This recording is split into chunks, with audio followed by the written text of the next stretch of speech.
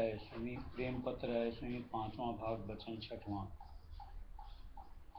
दुनिया की मान बढ़ाई और भोग विलास देखकर हर कोई उनकी चाह उठाता है और अपनी ताकत के मुआफिक जतन करता है और उसमें थोड़ी बहुत कामयाबी होती है, लेकिन दुनिया और उसके सामान की नाशमानता और अनेक तरह के दुख और मौत सबके सिर पर खड़ी देखकर बहुत कम जीव खौफ लाते हैं और इनमें से भी नहायत ही कम जीव कोई जतन अपने बचाव का करते हैं।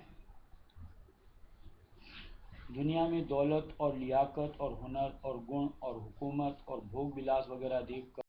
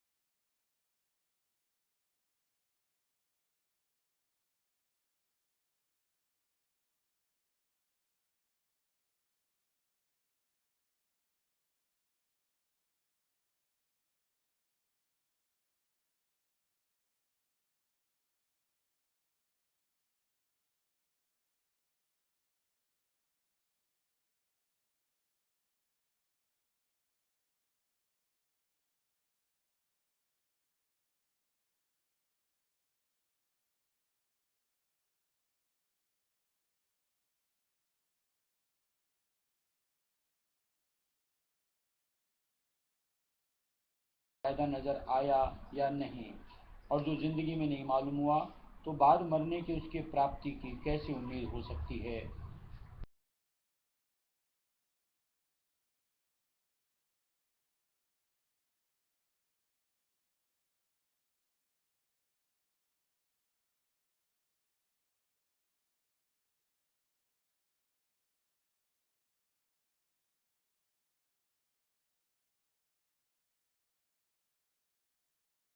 और हर एक जीव को अपनी मौत की याद दिलाता है, लेकिन यह याद भी रोज़मर्रा के हिसाब से साधारण हो जाती है और सिवाय 10-5 मिनट से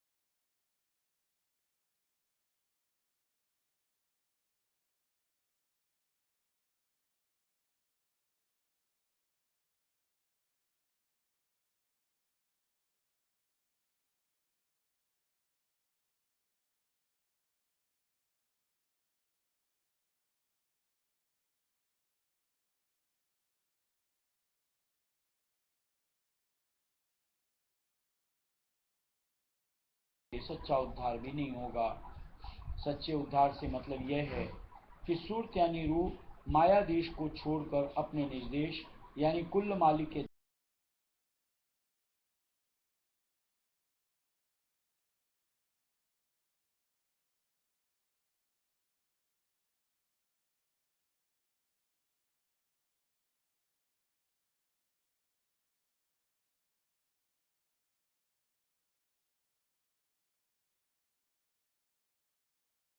दुख सुख और जन्म मरण का चक्कर भी नहीं है। इस ऊंचे से ऊंचे धाम और कुल मालिक रायस्वामी दयाल का पता और भेद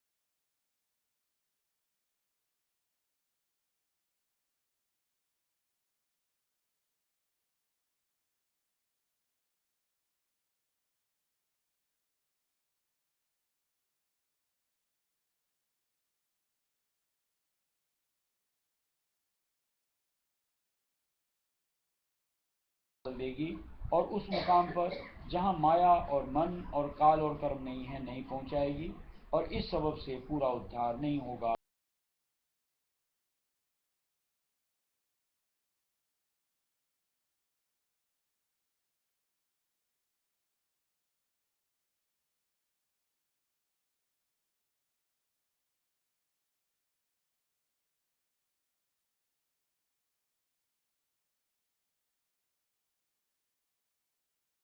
और अपने सच्चे उद्धार का पूरा निश्चय हो जाएगा और एक दिन सच्चे मालिक के निज धाम में पहुंचकर अमर आनंद को प्राप्त होंगे। राधा।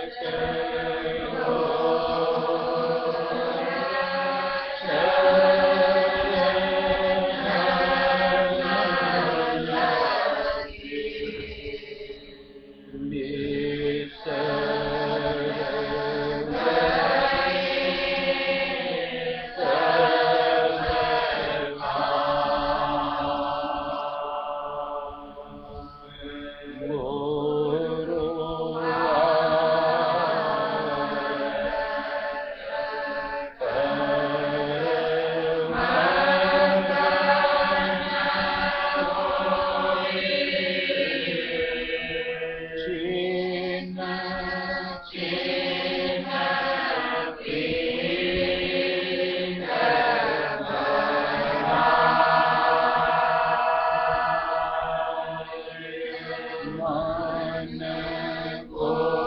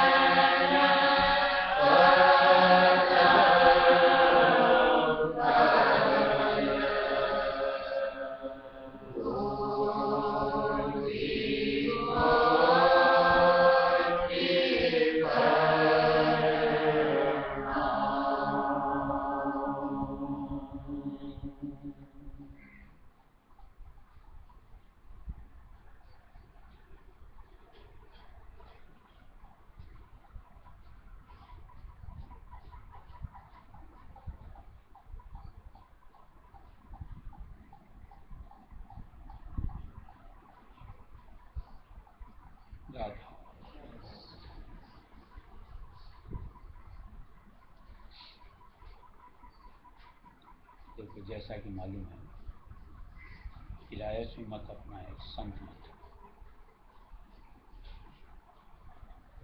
संत मत की स्टार्टिंग जैसे कबीर साहब ने करी, एक एक के बाद एक कई संत गद्दियाँ आई,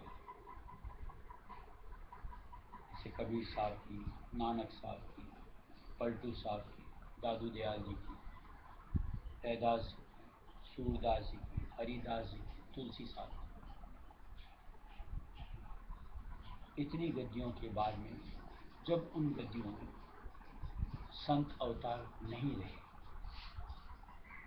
और जीव उन धर्मों में भी यानी उन गद्दियों से जुड़े हुए भी जड़ता में आती चली, तो मालिक कुलरायस्वी दयाल ने जीवों की शुद्ध लेते हुए स्वयं आना कबूल किया।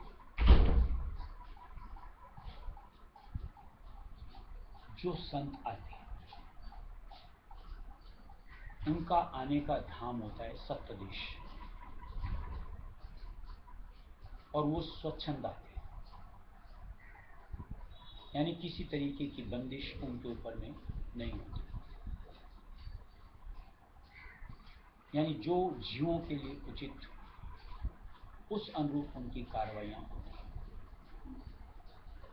जैसा कि थोड़ी बहुत अगर जानकारियाँ हों कबीर साहब की गद्दियों की, नानक साहब की गद्दियों की, या और ग्रंथों को जिनकी संतों की बात की उनकी अगर पढ़ी, उन्होंने जो पुरानी एक मत को परिपाटी किया उसको खिन्न भिन्न करने में जरा भी विचार नहीं, यानी किसी तरह का डर, भय कि कोई क्या कहेगा, कि क्या सुनेगा, कि क्या होगा, परवाह नहीं। उनका मकसद सिर्फ जीव से था जो कि उनकी अंश कि उनका उद्धार, और एक उसी उद्देश्य के साथ उन्होंने अपनी जिंदगी तक को दांव में लगा दिया, यानी न जाने कितनी काष्ठाएं उन्होंने अपने ऊपर में छेड़ी सच को इस मंडल में स्थापित कर दिया।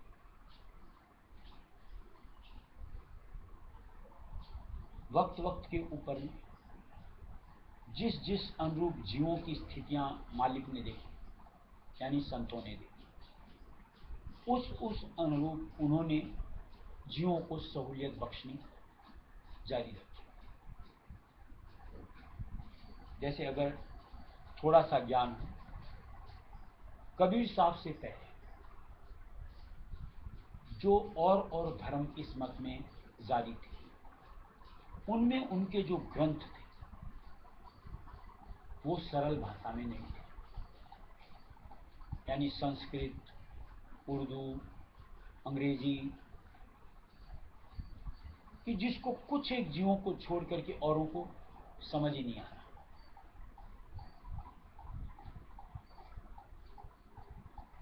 कि क्या बोला जा रहा है, कि क्या उसका अर्थ है, क्या उसका मर्म है,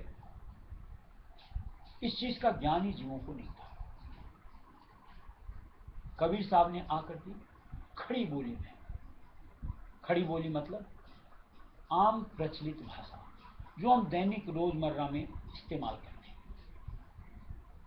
उन शब्दों के अंदर में उन्होंने अपनी बातों को उवाचना शुरू किया ताकि जीव समझ सके, पल्ले ले सके कि क्या करना है, क्या नहीं करना है, किस अनुरूप करना है, कैसे छुटकारा पाना है, इसकी समझ उन्होंने दी। और जो आज पुराने धर्मों के हिसाब से जड़ता इस मंडल में छा गई थी, उनका खंडन मंडन करना हर कोई नहीं कर सकता, लेकिन वो जब मालिक के देश से आते हैं किसी चीज का भय नहीं होता, सत्य को उजागर करना उनका काम होता है, यानी खंडन मंडन करने में कोई हिचक नहीं दिखाई, एक एक बातों को इस तरीके से यूं कहो तार तार किया और साफ उसका रिजल्ट सामने दिखाया कि कैसे तुम जड़ता में अपने आप को जोड़ करके अपना अहित करते हो, और कैसे सत्य के संग को धार करके तुम अपने आप को चेतन बना सकते हो, कि चेतन अंग को धार करके तुम रूहानियत के साथ अपने आप को जोड़ करके अपनी उन्नति कर सकते हो।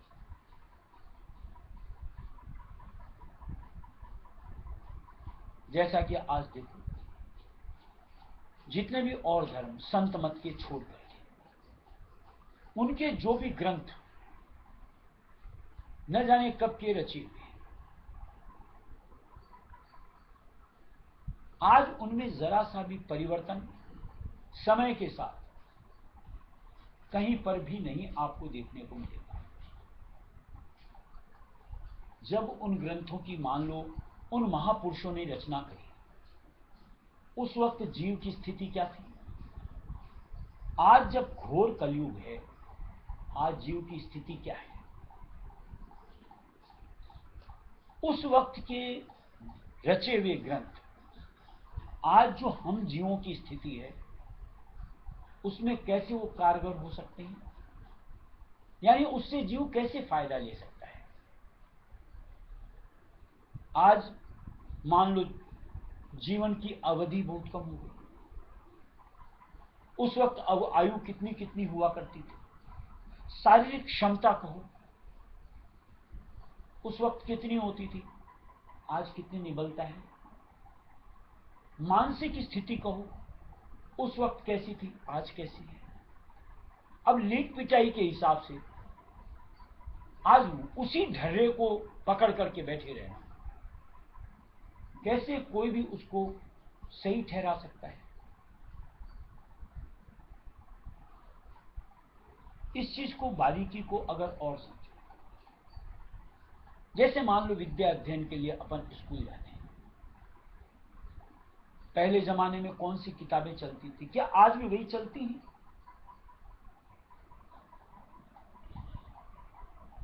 हर वक्त उसमें मॉडिफिकेशंस होते हैं। किस लिए? हर वक्त उनमें चेंजेस क्यों किए जाते हैं? एक धर्म के नाम से ऐसा क्यों कि उसमें कोई चेंजिंग होना ही नहीं चाहिए? देखो, जैसे एक चीज समझ में आनी चाहिए, आज उन धर्म ग्रंथों के हिसाब से, जैसे मान लो जाति वर्ण प्रथा रखी गई, जाति वर्ण का निर्धारण किस अनुरूप किया हुआ था? आज जाति वर्ण का किस तरीके से लोग आकलन करते हैं? उस वक्त का जाति वर्ण का निर्धारण कर्म के अनुसार था, कि जैसे कर्मों में जीव अपने आप को जोड़ता था उसको उस वर्ण के साथ जुड़ा हुआ जीव माना जाता था। आज यूं कहो बस खानदान के साथ खानदान,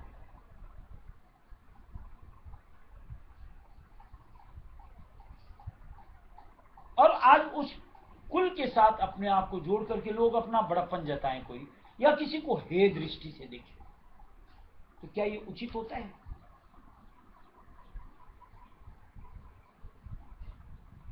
आज किसी की ताकत नहीं उन धर्मों वालों को जो फॉलो करते हैं कि उस मानसिकता को उन धर्मों में कई ग्रंथों में परिवर्तन के साथ जोड़ करके जीवों को समझाएं।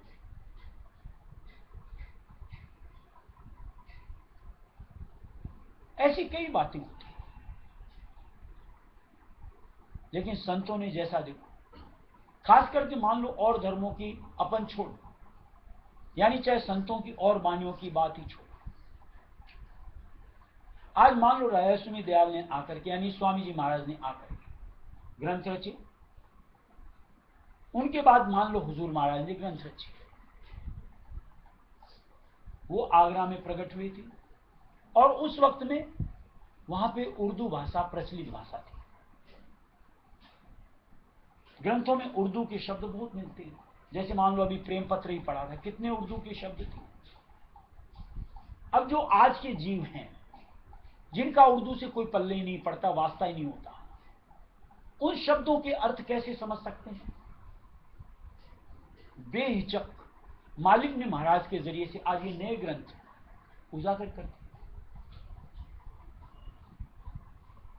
ताकि किसी तरीके की ऐसी अड़चन ना आवे कि हाँ नहीं समझ में आवे। यहां तक कि सोचो, सारवचन वार्तिक जो स्वामी जी महाराज का पहला ग्रंथ, उसका भी हिंदी अनुवाद मालिक ने करवा दिया कि जिसमें से उर्दू शब्दों को हटा करके वहां पे हिंदी शब्दों का उपयोग करके जारी करवा। मकसद कि जो जीव हैं वो उससे फायदा ले सके, ऐसा नहीं कि बस उसको तो वैसे ही पढ़ना,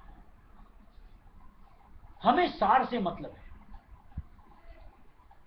यानी मर्म क्या है वो जीव के समझ में आना चाहिए, ताकि उस अनुरूप अपनी सोच को ढाल करके जीवन में समाहित कर सके, अपना भला कर सके।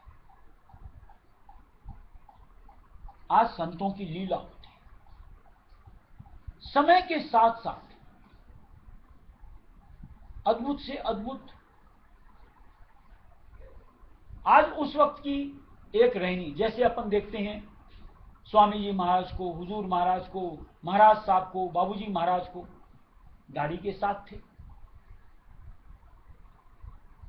कई आते हैं ऐसे बोलते हैं सब मुसलमान थे क्या, लेकिन उस वक्त का प्रचलन वो था। मालिक ने किसी एक यूं को कैद में अपने आप को नहीं रखा कि हाँ यही एक स्वरूप होना चाहिए। वक्त के साथ जैसा हम लोगों ने महाराज को देखा, एक साधारण स्वरूप के अंदर में, बिना दाढ़ी मूछ के, आम तरीके से जैसे हम लोग रहते हैं वैसे रहना, विचरण करना, बातचीत करना, सबको संग साथ देना। कैसा प्रेम व्यवहार, ताकि किसी तरीके से हम जीव उनके करीब आ सके। जब तक करीबी नहीं लेंगे तब तक हम उस बात को जो अपन उस वक्त कर रहे थे, हम कैसे उसको अंतर में स्वीकार कर सकते हैं। देखो ज्ञान की बात है, हर किसी के पास है, ज्ञान से मुक्ति नहीं मिलती। ज्ञान अपनी जगह है, लेकिन ज्ञान को सज्ञान में परिवर्तित करना, ये जब तक आप अटैचमेंट के जरिए उसके तह तक नहीं पहुंचोगे, यानी अंतर से आप जब तक उससे नहीं जुड़ोगे तब तक आप अपनी स्थिति नहीं बदलोगे। कई एक ऐसे अनाड़ी जीव कहना चाहिए जो मान लो ऊपरी व्यवहार को देखा देखी करते हैं। यानी जैसे कई ऐसे होते हैं उनके बोलने की ढंग की कॉपी करते हैं, उनके जीवन शैली की कॉपी करते हैं, उनके खाने पीने के ढंग की कॉपी करते हैं। ये सही, ये ऊपरी चीजों से कॉपी करने से हमारी जिंदगी का यानी अंतर का स्वरूप नहीं बदल सकता। हमें अपने अंतर के स्वरूप को परिवर्तित करना है, परमार्थ का लाभ हासिल करना है। इसके लिए उनकी जो रहनी के जरिए से करनी तक पहुंच है, संग के जरिए से हमको उसको देखते हुए अपनी जिंदगी में शुमार करके वहां तक अपने आप को पहुंचाना। और अगर ये हम कर पाते हैं तो निश्चित तौर से हम लाभान्वित यानी परमार्थ के फल को हासिल कर सकते हैं। आज जो साध संग मिलता है, यानी सच्चा संग, चैतन्य का संग मिलता है, बिरलों को मिलता है, हर किसी के लिए मुहैया ही नहीं होता। यानी ये अपॉर्चुनिटी हर किसी को मिलती ही नहीं। भाग्यशील कहना चाहिए हमें कि हमें मालिक ने सुजोग दिया है कि आज हमें ऐसी उपलब्धता है कि चाहें तो अपने आप के स्वरूप को अंतर का परिवर्तित करके मालिक के स्वरूप जिस अनुरूप चाहता है ढाल करके हम कहीं अंतर से मालिक का मेला बना सकते हैं, और अंतर के मेले के जरिए से ही मुक्ति हासिल होती है। बाहर का तालमेल कब बनता है, कब छूटता है, कब बिगड़ता है, कोई एतबार नहीं। लेकिन जो अंतर का माहौल, एक अटैचमेंट जिसको कहना चाहिए, अगर बन गया वो कभी नहीं छूट सकता। इसलिए ये साथ जो बार बार कहा जाता है, जो बाहर मालिक की दया से मुहैया होता है, किसी तरीके से उसको परिवर्तित करके अंतर में उससे अपने आप को जोड़ना है, ताकि एक बार भी मिल गया हमारे साथ अंग संग हमेशा हमेशा रहो, जो कि निश्चित तौर से पल पल में एहसास अपना, मदद अपनी, और निश्चित तौर से उत्थान की राह में अपना दामन अपना गालता है। ये संत मत की प्रक्रिया। मेरे ही में बजत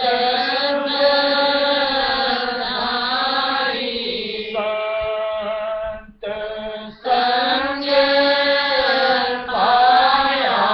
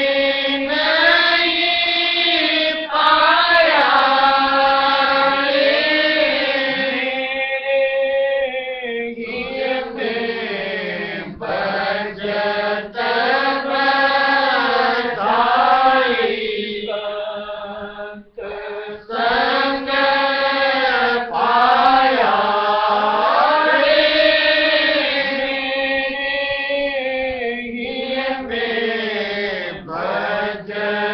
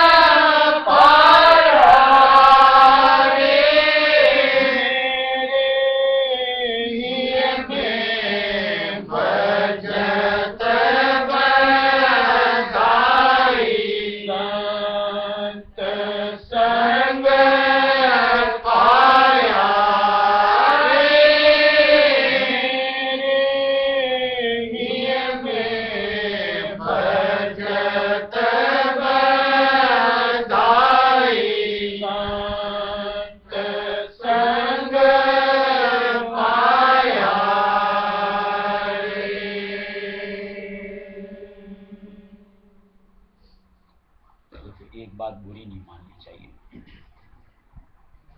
हम जीवों की स्थिति ऐसी, यूं कहो, भ्रष्ट कहो, निकृष्ट कहो, हम लोग अच्छी चीज, अच्छी बातें बहुत कम चुनते हैं, बहुत कम अपने अंदर समाते हैं, और गंदी चीज और गंदी बातें दिन रात बटोरते हैं। अब चूंकि सत्संगी है, हमें इसका रिजल्ट समझ में आना चाहिए कि अगर इस तरीके का अगर हमारा बर्ताव, हमारी सोच, हमारी धारणा, भाव, ये हमारे परमार्थ को कितना नुकसान पहुंचाता है।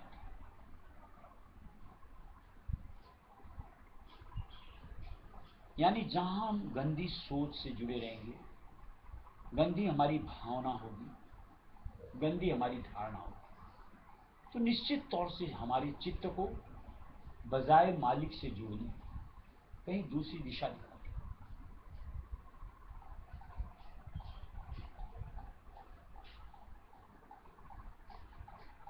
मन में एक ही विचार होना चाहिए कि नहीं, मैं अब सत्संग, और मुझे इस तरीके से अपने आप को पतन के रास्ते नहीं लेना। मालिक ने इतना खरा सच्चा नाम दिया, अब मुझको निश्चित तौर से नीची सतह से ऊपर की तरफ उठना। मान लिया एक बार की स्थिति परिवर्तित नहीं होती, यानी मन की जो एक सोचने की, समझने की, एक जो जन्मान जन्म की फितरत कहो, आदत कहो, तब्दील नहीं होती। लेकिन जैसे जैसे हमारा अरसा परमार्थ में बीतता चला जाता है, कहीं ना कहीं छुटकारा होना चाहिए। यानी उनसे मेरा कोई सरोकार नहीं, ये एक समझ हमें आ जाना चाहिए। यानी जिधर कुछ गंदगी दिखे, मलिनता दिखे, वृत्ति को फेर देना चाहिए, यानी उससे अपने आप को जोड़ना ही चाहिए। तवज्जो मालिक के साथ जोड़ो, रहस्य में करना शुरू, संभाल हो जाती।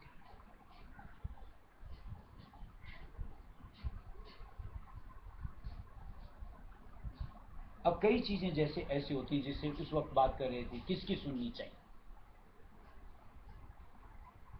जहां आप इस बुद्धि को लगाना शुरू करते हो,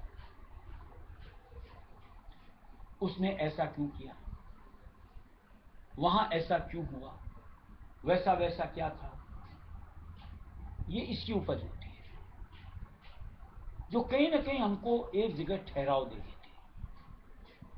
यानी हम वहां उलझे रह जाते हैं। कभी विचार करके देखो कि उस ठहराव की वजह से जो गति हमारी आगे की बननी चाहिए, अवरोध हो जाती है, रुक जाती है। हमको तो निरंतरता चाहिए, प्रवाह के साथ भक्ति में हमको एक वेग चाहिए। अब उसमें रुकावट मुझे बर्दाश्त नहीं।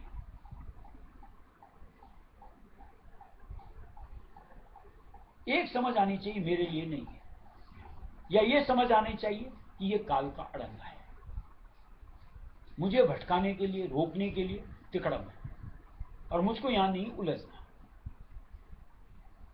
डाइवर्शन कर लो, मालिक से जुड़ो, मालिक के आधार को धारो, मालिक से पुकार करो कि मालिक चित्त को शांत करो, मेरा अकाज हो रहा है, दया करो। तो निश्चित तौर से मालिक हमारी मदद करता है, हम वहां से उबरते हैं, सही ट्रैक पे आके अपनी रफ्तार को बढ़ाते हैं।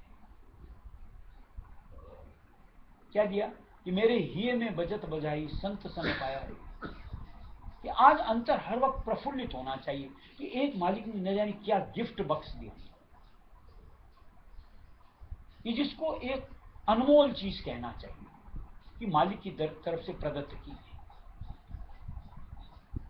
कि हमें तो एक अपने आप का अवभाग्य समझ में आना चाहिए कि न जाने मैं किन बिरलों में कैसे मालिक ने शुमार कर लिया, उनमें फकर होना चाहिए। और कहीं हमको नीची श्रेणी से जुड़ करके उस अनुरूप के बर्ताव से नहीं, अब मेरा कोई वास्ता था, दैट इज पास्ट टेंस। अब मुझको अपने प्रेजेंट को और फ्यूचर को संभालना है कि उसको कैसे बेहतर, प्रेजेंट को बेहतर बनाते हुए फ्यूचर के लिए प्लानिंग कर सकूं, कि जहां आगे से आगे भक्ति के वेग में अपने आप को बढ़ा सकूं, कि जहां मालिक की करीबी, मालिक का एहसास मुझको खुल करके अंतर में दर्शने को मिले। ये एक सोच और समझ बतौर सत्संगी सब में आनी चाहिए। तब मजा देखो परमार्थ का क्या होता है।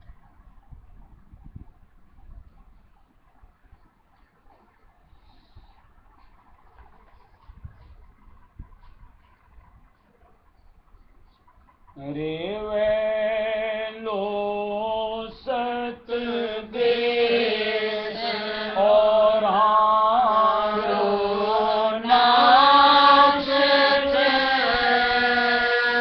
धरती सूरज चांद सभी रो विनाश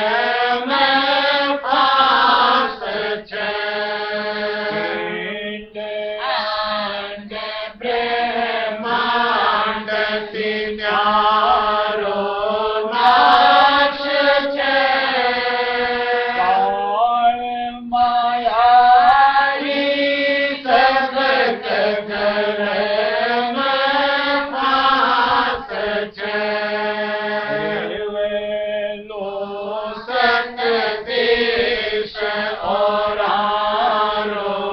नाश छे धरती सूरज चांद सभी रो विनाश छे वेनो सत देश और नाश छे धरती सूरज चांद सभी रो विनाश छे। उस वक्त एक प्रश्न पूछा था ना पिंड वाली बात। ये हमारी देही है ना, इसमें 6 चक्र होते हैं। पहला ये जैसे आज्ञा चक्र, जिसको तीसरी आंख कहते हैं, ब्रह्मरंध्र कहते हैं, शिव नेत्र कहते हैं, दिव्य चक्षु कहते हैं। ये पहला चक्र। आत्मा की बैठक हमारी इस स्थान के ऊपर है। इसके बाद जैसे दूसरा कंठ चक्र, जहाँ से बोलने वगैरह की प्रक्रिया होती है। तीसरा हमारा हृदय चक्र होता है, जहाँ संकल्प विकल्प वगैरह होता है। चौथा नाभि चक्र होता है, जहाँ खाना पीसने की चक्की लगती है। पांचवा इंद्रिय चक्र है, जहाँ पेशाब के पास होने की और बच्चे पैदाइश का काम होता है। छठा गुदा चक्र है, जहाँ मल त्याग का काम होता है। ये 6 चक्र पिंड में आते हैं। आज्ञा चक्र के जस्ट ऊपर अंड देश है, जहाँ 33 करोड़ देवी देवताओं का वास होता है। यानी उनके स्थान वहां पर अंड देश में बने। और अंड देश के ऊपर ब्रह्मा विष्णु महेश के स्थान, 3 स्थान हुए। और 3 के बाद में 3 ऊपर सहस्त्रदल कमल त्रिकुटी शून्य, ईश्वर ब्रह्म पार ब्रह्म के स्थान, वो ब्रह्मांड कहलाता है। उसके ऊपर सप्त सृष्टि है। सप्त सृष्टि में सबसे पहला नीचे से भंवर गुफा, जो सप्तदेश जाने की ड्योढ़ी बोलती है। दूसरा सप्तलोक, तीसरा सप्तलोक अनामी, अलकलोक, अगमलोक, टायसुनी धाम।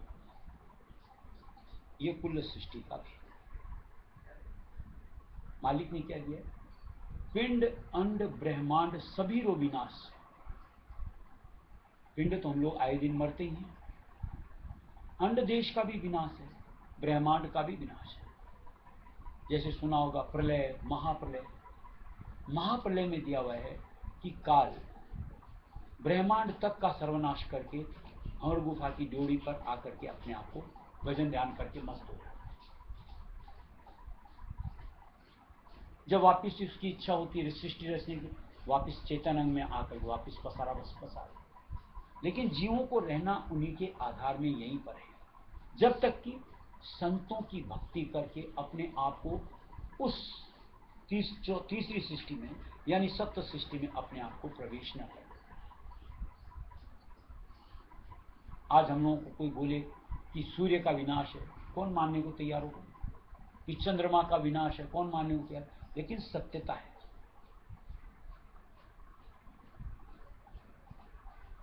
जैसे जैसे हम साधना करते हुए यानी भक्ति करते हुए अपनी सूरत को नीचे से ऊपर की तरफ उठाएंगे, ये सब हमको अपने आप से नीचे दिखने शुरू हो जाते हैं। जैसे मान लो अपन यहां बैठे बैठे हम लोगों को तो सारी दुनिया सच्ची लगती है। कैसे बोल दें कि यहां कुछ नहीं, लेकिन जैसे मान लो फ्लाइट में बैठ करके अपन ऊपर उड़ जाते हैं, बादलों के ऊपर चले जाते हैं, नीचे की रचना कुछ दिखती है? सारी विलोप हो जाती है। ऐसी जब सूरत इस आधार को छोड़ करके मालिक के आधार को दार के ऊपर की तरफ निकले, ऐसे ये सारी दुनिया झूठी दिखने लगती है। लेकिन जब तक भक्ति न करो, यानी ध्यान योग के जरिए से अपनी सूरत को ऊपर की तरफ नहीं निकालो, तब तक यहाँ का हर चीज ऐसा लगता है कि जरूरत है, वास्तविकता है, कि अपने आप को उनसे जुड़ा पाना ऐसा लगता है मजबूरी होगी। लेकिन जो संतों ने आकर के अपना संसार दिया या देते हैं या देंगे, मकसद एक कि उस सत्यधार के जरिए से हम अपने आप को समेट सकें। झूठ से हट करके सत्यता से वाकिफ अपने आप को कर सके। कि ये सारा पसारा जो नजरों से भी दिखाई नहीं, जैसे लोग बोलते हैं आंखें देखी झूठ कैसे होती है, सारी झूठ होती है। अंतर की आंख से देखोगे तो समझ में आवेगा कि संतों की बात में कितना मर्म है, यानी कितनी सच्चाई है। जब तक हम पलट करके अपने आप को अंतर में नहीं लाएंगे, तब तक संतों की बात को हम लोगों को जिस अनुरूप एक समझ के साथ जो हमारी सोच में आना चाहिए, जहन में उतरना चाहिए, नहीं उतरता। तब तक हम लोगों को यूं ही लगता है कपोल कल्पित सी बात है। लेकिन इतना निश्चित मान लेना चाहिए, संतों का कोई भी इस तरीके का स्वार्थ कि जीवों को भरमाया जाए कतई नहीं होता। उनका एक ही काम सतमार्ग को सुझाना, उस राह पे कोई जिज्ञासु हो बढ़ाना और उसको अंजाम तक पहुंचाना। अब इसके लिए कहीं प्रतीत तो करनी पड़ेगी, यानी विश्वास तो धारना पड़ेगा, शुरुआत किया। लेकिन जैसे जैसे अभी प्रेम पत्र में पढ़ा था, विश्वास को धार करके प्रतीत के साथ आप कार्रवाई में जुड़ोगे, आपको अंतर के एहसास मिलने शुरू होंगे, यानी यथार्थ आपके साथ जुड़ता चला जाएगा। तब आपको संतों की गरिमा समझ में आएगी, सच्चाई समझ में आएगी, और तब आप इस दुनिया से अपनी तवज्जो को, वृत्ति को फिर यानी फिर उनके साथ अपने आप को बिलमाना, अटकाना, उनकी तरफ रुझाना, अपने आप ये प्रक्रिया खत्म हो जाए। और इसीलिए हर वक्त सत्संग में टोका टोकी होती है कि अंतर के रास्ते को धारो। सिर्फ जो बाहर की कार्रवाई तक अपने आप को सीमित रखते, निश्चित मान लो कब काल क्या अड़ंगा लगाएगा, कैसे छिटका देगा, कैसे मालिक की चरण शरण से दूर कर देगा, पता भी नहीं। लेकिन अगर अंतर में अपने आप को जोड़ दिया, कितने भी झकोले आएंगे, कितने भी अड़ंगे आएंगे, हम हर से पार पाएंगे। यानी निश्चित तौर से हम उनकी अड़चन के बीच में अपने आप को नहीं उलझा करके ठिठकेंगे। यानी हमारी वेग कम नहीं, बल्कि उनके जरिए से और हमारी रफ्तार बढ़ेगी। ये तब जब आप अंतर के रास्ते मालिक के प्रतीत को धार के बढ़ोगे, तब उससे क्या। बच्चों जो बोझिण त्याग दीजरी आस बारो हो गयो सत देश में भास बच्चों जो बोझिण त्याग